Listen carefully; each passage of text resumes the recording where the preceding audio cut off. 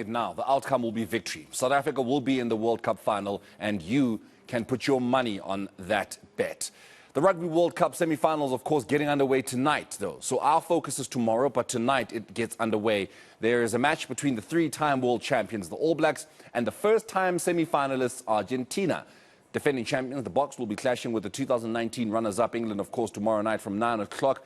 Let's cross on over to eNCA's Percival Young, who's been following up everything that is happening out in Paris. He is live with us from the French capital as we build up to the last four action at the 2023 Rugby World Cup. Monsieur Percival, bonjour. It's been a very exciting build-up to this semi-final. There's been a lot that has been spoken about off the back of what happened at the weekend, of course, with Argentina beating Wales, with England beating Fiji, with the All Blacks beating the now former world number one Ireland, and of course the French losing to the now new world number one Springboks.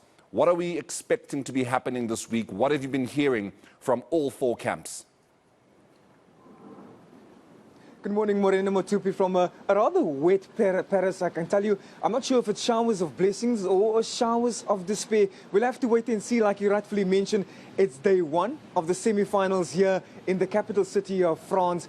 Now, Morena, I can tell you, while the excitement is building in South Africa, there's also this buzz here in Paris. In fact, it's always the case here in Paris, but over the last 48 hours, we've seen a surge in South Africans rocking up here at hotels in Paris. We've walked past a number of hotels just last night, and we've seen South Africans bringing the gees here, like they rightfully can do so. But sadly, Morena, there's also a surge in England fans. In fact, in the past couple of days, when we've attended some of the press conferences in the build-up to the semi-final matches this weekend, the tone, especially in the England camp, is that they want to make this match a home match. For England fans, it's very easy to travel to Paris. It's a 45-hour flight from England to Paris. It's less than 2 hour a trip with a ferry over here to Paris. They are coming in their numbers. In fact, Jacques Nienaber and Siya Kolisi says they're well aware that they won't necessarily have the numbers, but the South Africans that are making the time to travel to Paris, they'll bring the gears and they'll be standing behind the South African side. Morena? Now, you obviously were in attendance at both the press conferences that took place yesterday. 9 o'clock, I think it was South African time, when the Boks were announcing their unchanged squad. And about 1 o'clock in the afternoon is when we heard from Steve Borthwick and his charges as to what exactly they can expect. He made about 3 changes to his starting 15. Let's start off with the Boks. I know one of the big takeouts from yesterday, particularly what we saw on X from Rassie Rugby, our director of rugby, was talking about that unfortunate situation on social media with the death threat that was directed at Kobus Reinach. But let's talk about what came out of the press conference from the head coach, Jacques Nienaber. What were some of the key takeouts? Well, like you rightfully mentioned, Morena Motupi, an unchanged 23-man side that Jacques Nienaber have selected for this match. He reckons that consistency will be key for the Springbok side heading into this clash against England.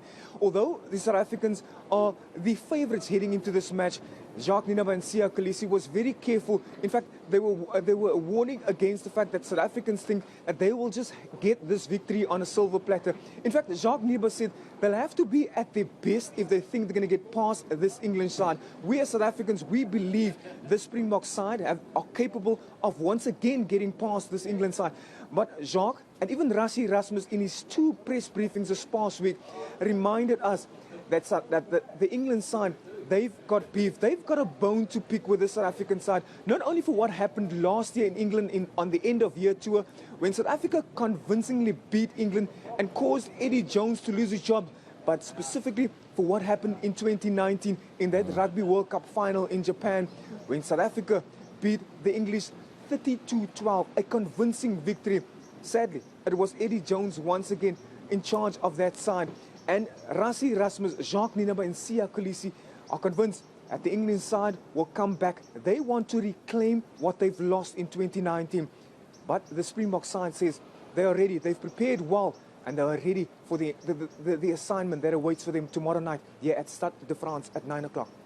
Let's give our viewers some context as to why it is South Africans, in fact, believe that England will not necessarily be a walkover, but that it is a match that we should be winning. We've met 45 times in test matches, have England and South Africa. And of those 45 times, we've beaten England 27 times. We've met 3 times in Rugby World Cups. 2003, we lost, and England went on to win that World Cup. 2007, we beat England in the final, and of course, that was when we had the likes of Percy Montgomery doing absolutely amazing things with the boot, and then we met again 4 years ago in 2019 when we beat them 32-12. So history is on the side of South Africa, but history matters little when you meet in a World Cup encounter fresh in a World Cup encounter once again. So what are we then hearing from England? Are they thinking about the 32-12 from 4 years ago? Are they thinking about the convincing victory that cost Eddie Jones his job last year? Are they thinking about every other encounter that we've met in World Cups specifically? What are they saying?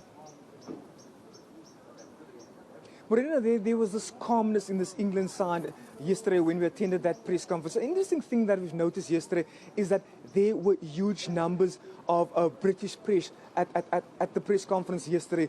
They are obviously doing their preparation at the French Olympic Academy, where the French international Olympic side were preparing ahead of next year's Olympics. Obviously, France hosting the Olympics next year. So they are preparing at a state-of-the-art venue.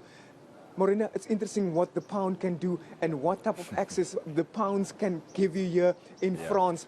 The English side says they are calm ahead of this match. They've learned a lot of lessons. Steve Borthwick and Owen Farrell were so calm yesterday. They said they understand the task that lies ahead. They understand that this Springbok side is a quality side. They are 3-time world champions. They are a very experienced side. The most experienced side in this Springbok side is Eben Etzebeth, a man who's played more than 170 test matches. Siya Kolisi, a very inspirational captain who's leading the Springbok side. And they also know that the Springboks, for that matter, are the overwhelming favourites. One of the journalists asked the England side, are they aware of what they are facing tomorrow and how they're going to try and turn things around? Steve Borthwick said a lot has happened over the last 4 years. He says he is a new coach. They've got a number of new players in the squad, a lot of younger players in the squad who brings a lot of energy, and they take out a lot of confidence out of the fact that they are a fairly new and younger squad.